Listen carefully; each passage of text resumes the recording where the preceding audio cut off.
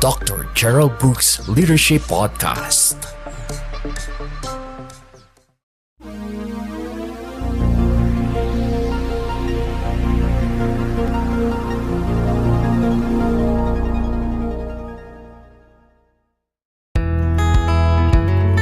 In partnership with Raul Quaresma Ministries and Cool 97.5, we gladly present to you Dr. Gerald Brooks Leadership Podcast for pastors, leaders, and church workers who are involved in God's ministry every Wednesday from 12 to 12:30 high noon, only here on Cool 97.5.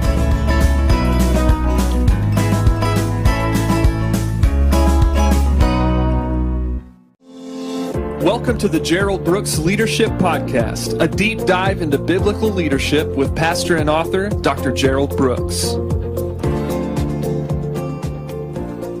Hi, this is Gerald Brooks. Thank you so much for joining me today. Hey, I want to do a lesson that's a little bit fascinating to me because just the nature of where the lesson comes from. I want to talk to you about questions Jesus asked about leadership.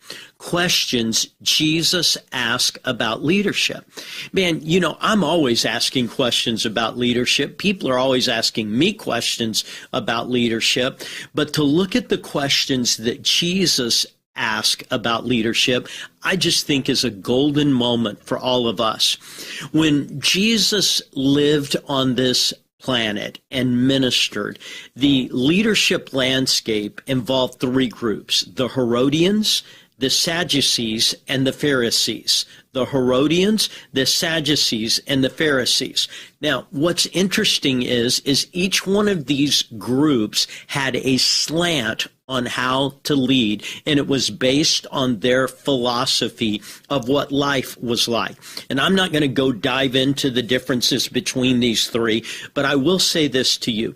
The one that Jesus tended to have the most verbal conflict with were the Pharisees, because they were the predominant leaders of that day.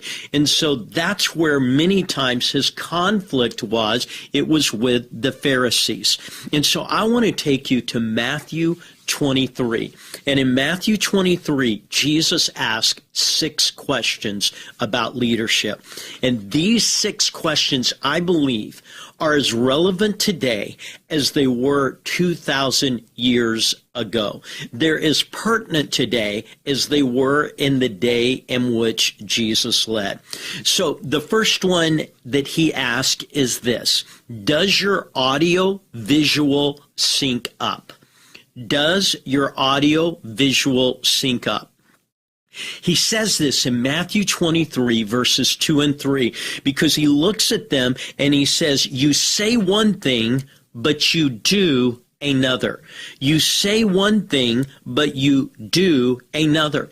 We all know how it's frustrating at times to have some kind of video link and we can see the person's face, but we have their words coming out different than how their lips are moving at that time. In the olden days, you know, when I was a kid, it was really common. Today, it's less common, but you could see those moments where you're looking at them and they're talking, but the words aren't matching what they're saying. Well, that's what Jesus is saying about leadership. He says, as a leader, your audio, what you say, has to match up with your visual, what you're doing.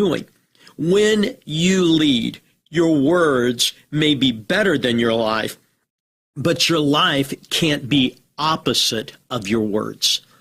See, all of us, when we lead, our words are elevated above what we have personally obtained to.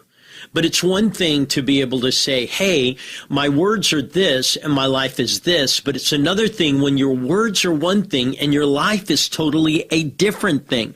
When you lead, your words may be better than your life, but your life cannot be opposite of your words.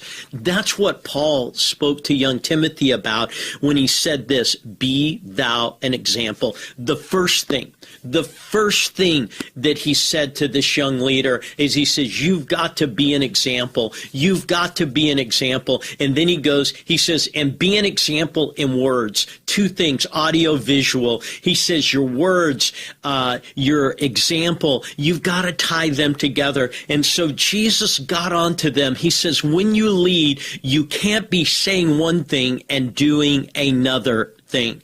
So that was the first question he asked leaders of that day. Do your words and your life match? Does your audio visual sync up? Are you saying one thing but doing another? Man, is that relevant today? We have so many talking heads. We have so many people that are good on the platform. They're just really bad at life. And boy, are we seeing that in every area of leadership, secular and spiritual. And so God's just saying, does your audio visual sync up? The second one, do you ask more of others than you do of yourself? Do you ask more of others than you do yourself? Matthew 23:4. You put heavy burdens on others, but you live without those burdens yourself. See, one of the things I can never do as a leader is ask others to live with the requirements that I'm not willing to live by. To live with the requirements that I'm not willing to live by. Now, that being said, at our church, like every church, there are house rules, and our house rules are different than your house rules, but people who come to our church and lead in our church, they know our house rules. And our house, and I have no problem if it's different at your house, I'm just illustrating this. There is no pastor's parking space. I park far away. Now, the reason I do that, that's just a house rule for us. But here's the thing. It would be wrong for me to park near and to ask everyone else to park far. Why? I'm asking a requirement of them that I'm not willing to do of myself. So am I asking more of others than I do myself? Am I putting more obligations on other people? And that's what Jesus said frequently happens in leadership. All of a sudden the leaders are saying, do this, do this, do this, do this, do this, but they're not doing it. And so one of the things about leadership is the load always has to be shared. As I tell people in our congregation and in my leadership team, I may not do the same work as you, but no one's going to work harder than me. Because what I do, I work really, really hard at. And I'm going to ask you to work hard. But I'm not going to ask you to work hard if I'm not working hard. And I'm not going to ask you to sacrifice if I'm not sacrificing. And I'm not going to ask you to lead where I haven't led. So, do I put greater requirements on others? Number 3, are you more concerned with your image than your impact? Are you more concerned with your image than your impact? Man, that is golden. And the reason it's golden is we have so many people who want to create a brand. They want to create a brand. And brand is about image. And branding is easier than living a life. So I want to brand everything. I want to create this brand. Are you more concerned with your image than your impact? He says in Matthew 23 and verse 5, your goal is to be seen. Boy, that is so true. For some people, leadership is just about being seen. If you have to be noticed, you're probably not a leader. Most of what a leader does is never seen. Most of the sacrifices that I've made on behalf of the organization that I lead, no one will ever see but God. Most of the preparation time, no one will ever know but God. Most of the prayer time, no one will ever have a glimpse of except God. See, if you have to do things based on you being seen, you're probably not doing the things that make you a good leader. Most leaders do the majority of their job and it's never seen. They'll never see the hours in prayer. They'll never see the hours in study. They will never see the tears that you've shed, the heartbreak that you've felt. They will never experience the grief that you've gone through. They will never experience that. Why? Because those are unseen things. And so if you have to be noticed, you're not going to do those things, because those are the things nobody's going to see but God. But you can remember that God says that if you do those things, he does not overlook the righteous labor of love. So 3 things. Does your audio visual sync up? Do you ask more of others than you ask of yourself? Are you more concerned with your image than your impact? These are questions Jesus asked. He asked it of the Pharisees. He's asking these questions 2,000 years ago. Do you get it? These questions are relevant today. Number 4, do you cheer when others succeed? Do you cheer when others succeed? In Matthew 23 and verse 13, he says, you try to impede others' success. He says you try to get in the way of other people excelling. See, one of my joys in leadership is that I have so many dear friends that have done better than me. I mentioned Rancho Cucamonga, my dear friend Diego Mesa. I love that man dearly. He's such a great friend. He's such a great leader. But do you know what? He succeeded way beyond me. He's done things that I will never do. But when we started our journey, I would have been, quote, on the world terms, more successful than him. Now it is totally the reverse. Do you know what my joy is? My joy is watching him succeed. His success doesn't diminish me. His success encourages me. And see, as a leader, you're a person who should just enjoy the success of others. See, when my son Cody played baseball and he hit a home run, do you know who was yelling the loudest? I was. Do you know who the most obnoxious dad out there was? I was. I was clapping, cheering. Why? Because I enjoyed his success. See, if you're a good leader, other people's success doesn't intimidate you. It inspires you. And not only does their success inspire you, but you cheer on the success of others. You're not threatened. You've just learned to applaud. And so do you cheer when others succeed? Number 5, do I focus on what's important, or do I get distracted by details?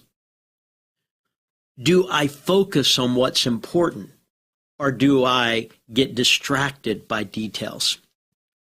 Matthew 23 in verse 23 says this. It says, you lose sight of what's important. You take important things and you forget them. And you take unimportant things and you focus on them. And what Jesus is saying is there's a tendency in leadership. And the tendency in leadership is this, that we can get bogged down in the weeds. We can get consumed with the details. And we can let the weeds and the details become the most important things. And we can miss what truly, truly is important and what is really, really the issue at hand. And as a leader, you fight battles. But if you're going to fight a battle, fight the battles which matter. Do not fight the battles which don't. So what that means is I've got to fight the right battles. I've got to fight for the important things. I can't get all worked up about minor things. And if you're a leader, you know how easy it is because you've had at some time in your leadership to be the person who does the details. And because you are the person who does the details, you know how details are to be done. But if you're not careful, as your leadership expands, you find yourself being pulled back into the orbit of those little details. And what happens is you get frustrated with people that aren't handling the details the way you learn to handle them. But on the other hand, they get frustrated with you because they're saying, hey, can you just let me do this? I'll get this done. Why? Because we begin to make the battle about details that don't matter rather than values that do. And that's what Jesus was saying to him. He says, you've messed this all up. You've made the important unimportant, and you've made the unimportant important. And I would just ask you today, if you could pause, if you could just have a second, what would you say that looks like for you? What would you say that feels like for you? What would that be? Where is it that right now you're fighting a battle that you don't need to fight? Boy, that's good. Last week, I found myself fighting 2 battles that I didn't need to fight. It wasn't that I fought those battles that I didn't need to fight. It's that I used up energy. I used up thought. I used up prayer that I didn't need to use up on something that was unimportant. Someone else had already figured out the details, and I wasn't content with their answer to the details. And in looking back, I used up time, I used up energy, I used up prayer, and all of those things could have been used on something more important because the other person had already managed the detail and there was a plan in place. So I want to ask you as leaders, are you focused on what's important, or have you become distracted by the details? So let's go over what we've covered. Does your audio visual sync up? Do your words and your life match? Do you ask more of others than you do of yourself? Are you expecting other people to live with obligations you are not living with? Are you more concerned with your image than your impact? Are you leading to be noticed, or are you leading to make a difference? Do you cheer others when they succeed? When others succeed, does it make you happy, or on the inside do you cringe and think, man, they're succeeding and I'm not succeeding as much? Well, see, that's where we have to step back and we have to say, hey, I'm going to be the best fan and cheerleader for other leaders. I'm going to be the best one. Number 5, do I focus on what's important, or do I get distracted by the details?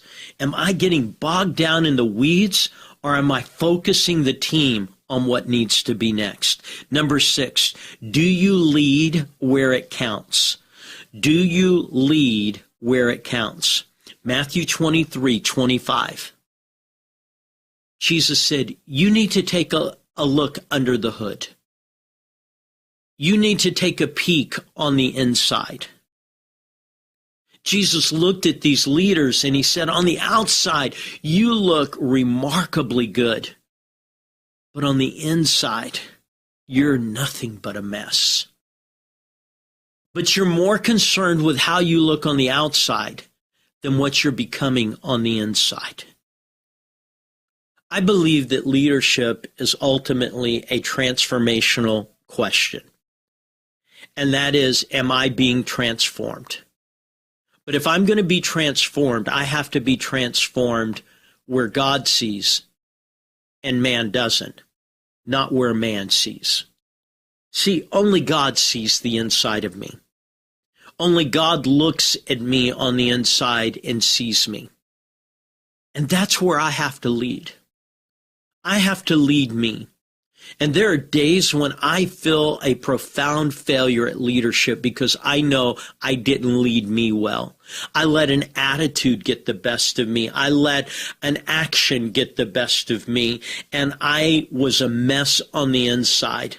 And so those simple words that David would pray, Psalm 51:10, create in me a clean heart and renew in me a right spirit.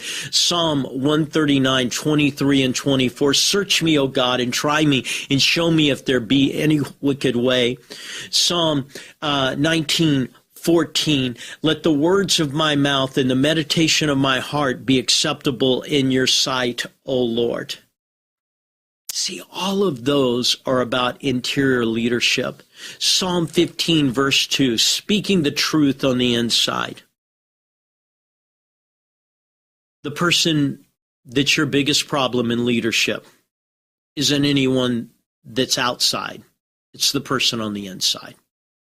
When Paul talked about it, he said, the things that I want to do, I don't do. The things that I don't want to do, I end up doing. And he said, how can I manage this? Without the injection of God into your soul on a regular basis, we lose where it matters most. We lose on the inside. And remember, the number one rule of leadership, you don't reproduce what you say, you reproduce what you are. So on the inside, I have to be better. 6 questions. Does your audio visual sync up? Do you ask more of others than you do of yourself?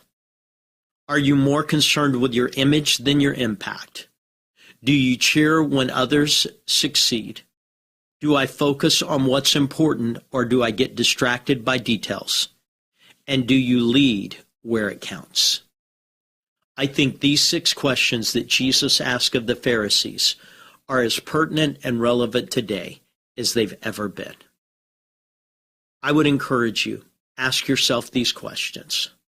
Do the deep dive so that you can examine where your heart is. Just do that. Thank you so much for joining me.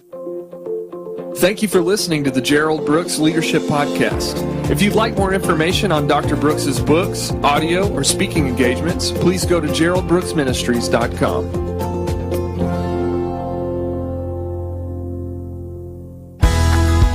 Thank you for listening on today's broadcast. Join us again, and may God bless you. For more information, you may contact us on the following social media account and website. Just tap Raul Quaresma Ministries and Dr. Gerald Brooks Ministries. Subscribe, follow, like, and share us on Facebook, YouTube, Twitch TV, and Instagram.